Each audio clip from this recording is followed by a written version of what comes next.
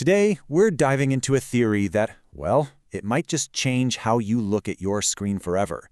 It's called the dead internet theory. Let me ask you a question. Right now, are you the only real person online? Seriously, think about that last comment you scrolled past, or that viral article. Was a human being behind it, or are you just wandering through a digital ghost town? You know, that unsettling feeling isn't just in your head. It's at the very core of this strange and, honestly, kind of creepy idea.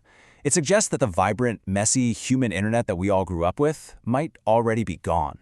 Okay, so let's break this down. What exactly does it mean for the internet to be dead? Here's the core of it. The theory argues that since around 2016, most of what you see online isn't made by people anymore. It's a huge sea of bots and AI-generated stuff, all designed to look and feel human. And maybe, just maybe, to influence how we all think. And this is where things get really interesting, because the theory has two distinct parts. On one side, you have something that a lot of us can just feel, that real, genuine human posts are getting harder and harder to find. That's the observable phenomenon. But then there's the big leap, the conspiracy claim. The idea that this isn't an accident, but a deliberate plan by some powerful group to control public perception. This idea didn't just appear out of thin air. It started bubbling up in niche forums in 2021, and then boom, The Atlantic published a huge article that brought it to everyone's attention. And right after that, the AI explosion happened. Suddenly, an idea that seemed pretty out there started to feel alarmingly real. So, is there any real truth to this whole thing? Let's look at some of the evidence that makes this theory so hard to shake off. Check this out. This data from the security company Imperva is pretty mind-blowing. As far back as 2016, bots made up the majority of all web traffic. More bots than humans, and in 2023, it was still almost half. For years, we've actually been the minority online. And get this, it's not just us noticing.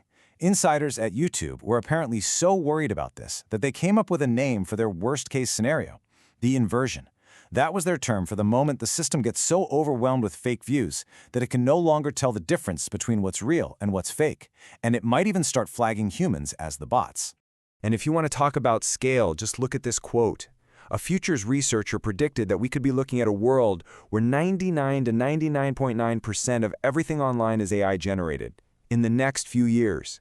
That's basically everything. This is no longer science fiction, it's a serious forecast. And all of this has given rise to a perfect new term, AI slop. You've seen it, it's all that weird, low-quality, AI-generated junk that's flooding your feeds. You know, those bizarre shrimp Jesus images on Facebook that somehow get thousands of likes, or those bot accounts that all tweet the exact same "I hate texting" meme. It's content that feels hollow, like it was made for an algorithm, not for a person. So, what do the experts have to say about all this? Has the official view on the theory started to shift? Well, initially the reaction was pretty skeptical. Back in 2021, the general consensus was that, yeah, bots were a problem, but the whole conspiracy angle was just a paranoid fantasy. It was seen as an interesting thought experiment, but not much more. But fast forward just a couple of years, and the tone is completely different. Now you have experts like linguist Adam Alexic saying that what used to sound like a lunatic fringe theory is suddenly looking a lot more real. That's a huge change. And this is really the key point. You don't have to believe in a secret plot to see why the dead internet theory is so compelling. It's become a really powerful way to talk about a very real problem, that the authentic, human web we once knew feels like it's dying. So this all brings up some pretty big questions about where we're heading. What is the internet's future actually going to look like? And here's maybe the most telling sign of all. People are starting to drop the word theory. They're just calling it the dead internet. It's being used to describe the reality of an internet that's just swamped with AI slop. The label is becoming the reality. So I'll just leave you with this final thought. Maybe the internet isn't completely dead. Not yet, anyway. But if what we're watching is its transformation, then what is it turning into? And in that new version of the internet, will there be any room left for us?